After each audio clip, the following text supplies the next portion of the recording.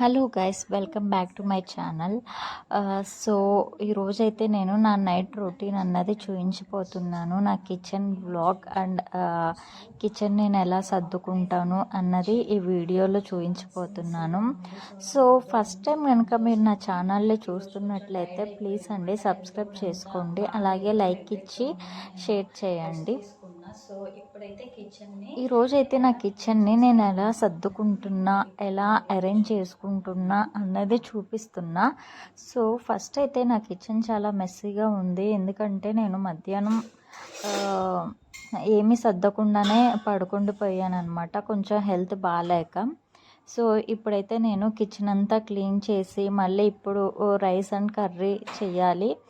And కర్రీకి వచ్చేపాటికి నేనైతే టమాటా రసం చేస్తున్నానండి, ఎందుకంటే సమ్మర్ కదా, సమ్మర్లో కొంచెం లిక్విడ్ ఫుడ్స్ ఎక్కువ తింటే మంచిది, ఒంటికి కూడా మంచిదని నేనైతే ఇప్పుడు రసం పెడుతున్నా.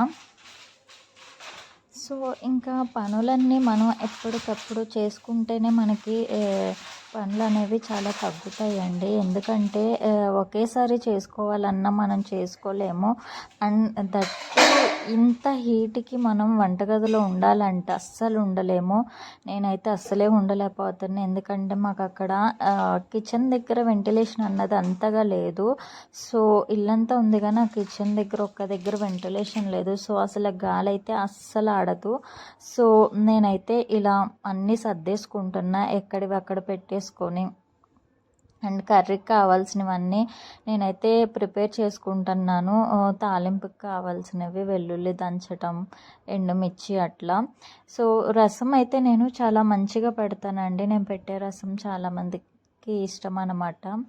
సో మీకు రసం కావాలి, ఆ రెసిపీ కావాలి అంటే నేనైతే తప్పకుండా చూపిస్తాను. సో మీరైతే నా కామెంట్ సెక్షన్లో మెన్షన్ చేయండి, మీకు నా వీడియోస్ నచ్చుతున్నాయా, నా నుంచి మీకు ఎలాంటి వీడియోస్ కావాలి, cleaning వీడియోసా, get ready with me వీడియోసా అని అన్నవి నాకు మెన్షన్ చేయండి. సో నేనైతే ఇక్కడ రసం పెట్టడానికి పోపు అయితే వేస్తున్నాను. రసం బాయిల్ అయిపోయిందండి, ఇక్కడ తాలింపు పెడుతున్నాను అనమాట. సో ఇంకా ఈ రసం సమ్మర్లో చాలా మంచిదండి, ఎందుకంటే ఈ సమ్మర్కి మనకి బాడీ మొత్తం బాగా డిహైడ్రేట్ అయిపోతుంది. సో హైడ్రేషన్ కోసమన్నా ఇలాంటి ఫుడ్స్ మనం తీసుకోవాలి, అండ్ ఇది మనకి మంచిగా డైజెషన్ అవుతుంది. ఇంకా రసం అయితే అయిపోయిందండి. సో ఇలా ఉంది రసం, చాలా టేస్టీగా ఉంటుంది, టమాటా రసం కదా, హెల్త్కి కూడా చాలా మంచిది. అండ్ నెక్స్ట్ రైస్ అండ్ రసం పోతుందండి, చూసారు కదా, రసం చూస్తుంటేనే చాలా టేస్టీగా అనిపిస్తుంది. సో ఇంకా నాకు ఈ ఫుడ్ అంతా కంప్లీట్ అయిపోయిందండి. ఇంకా నేనేంటంటే కిచెన్ కౌంటర్ టాప్ని క్లీన్ చేస్తున్నా. సో ఎక్కడ వస్తువులు అక్కడ పెట్టేస్తే మనకంత వర్క్ అన్నది ఉండదండి. సో మనమైతే జస్ట్ వంట అయిపోయిన వెంటనే ఎక్కడ వస్తువులు అక్కడ అండ్ వేస్టేజ్ అంతా ఒక దాంట్లో వేసేసుకొని మంచిగా క్లీన్ చేసుకుంటే కిచెన్ చాలా నీట్గా ఉంటుందండి. అండ్ కిచెన్లోకి వచ్చినా కూడా మనకి ఒక మంచి ఫీల్ అన్నది ఉంటుంది. సో నేనైతే అంట్లు కడిగినవి ఇలా అరేంజ్ చేసేస్తున్నా. స్టాండ్లో మనం కడిగిన అంటులు ఎప్పటికప్పుడు పెట్టేసుకుంటే మనకి చక్కగా కనిపిస్తాయి. ప్లేట్స్ ఎక్కడున్నాయి అంటే వెతుక్కోకుండా, అండ్ మన కంటికి కూడా మంచిగా కనిపిస్తాయి అన్నమాట. సో నేనైతే ఇలా సర్దుకుంటానండి ఎప్పటికప్పుడు. అండ్ ఇంకో విషయం ఏంటంటే మనం ఇలా ఇవి సర్దటానికి మనకి ఎంతో టైం పట్టదండి, ఒక 10 minutes టైం కూడా పట్టదు. కానీ మనం బద్ధకంగా అట్లా ఉంటే కిచెన్ అంతా చాలా అగ్లీగా కనిపిస్తుంది అనమాట, అస్సలు బాగోదు. చూడండి నాదైతే కొంచెం క్లీన్ అయిపోయింది. ఇంకా నేనైతే ఇంకా కిచెన్ కౌంటర్ టాప్ని అయితే ఇలా దాని మీద ఉన్న వేస్ట్ అంతా ఇలా తుడిచేస్తున్నాను. వేస్టేజ్ అంతా ఇలా మనం ఒకేసారి క్లీన్ చేసుకుంటే డేకి ఒక్కసారి చాలండి, 2-3 సార్లు అన్నా అవసరం లేదు, అసలు మనకు అంత ఉండదు. ఒకేసారి క్లీన్ చేసేసుకుంటే మనకు అయిపోతుంది అండ్ నీట్గా ఉంటుంది. ఏదన్నా మనం చుట్టుపక్కల ఉన్నవి నీట్గా ఉంటేనే మనకు కూడా కొంచెం మంచిగా అనిపిస్తుంది. సో నేనైతే ఇలా ఎవ్రీడే నా రొటీన్ అయితే ఇది. ఇంకా ఈవినింగ్ అయితే నేను కంపల్సరీ కిచెన్ అయితే క్లీన్ చేసి పడుకుంటానండి. ఎందుకంటే ఎర్లీ మార్నింగ్ లెగంగానే మనకి కిచెన్ అన్నది కొంచెం నీట్గా క్లీన్గా కనిపిస్తేనే మనకి కిచెన్లోకి రాబుద్ది అవుతుంది. లేకపోతే అది నెక్స్ట్ డే మొత్తం ఒళ్ళంతా బద్ధకం వేసేస్తుంది. ఆ కిచెన్ని చూసి పని అయితే అస్సలు చేయబుద్ధి కాదు. అండ్ నెక్స్ట్ ఇక్కడైతే నేను స్టవ్ అయితే క్లీన్ చేస్తున్నాను.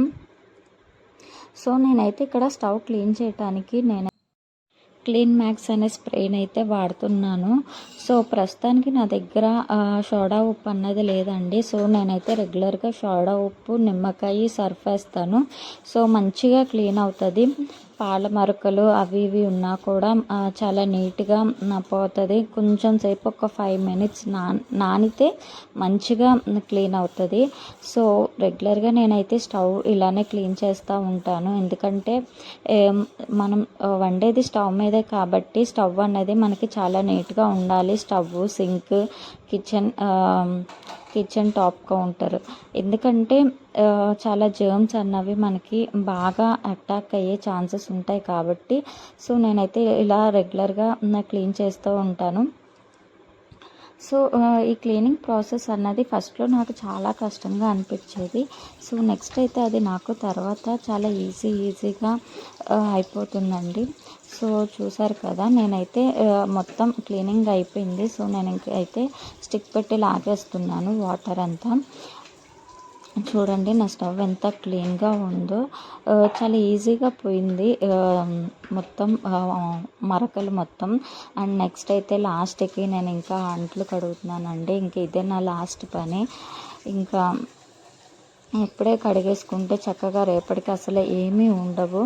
అందుకే కిచెన్లో ఈ పనులన్నీ మనం చేసుకోవటానికి జస్ట్ 1 hour కూడా పట్టదండి. 1 hourలో పూర్తిగా కిచెన్ వర్క్ అంతా మంచిగా క్లీన్ అయిపోతుంది.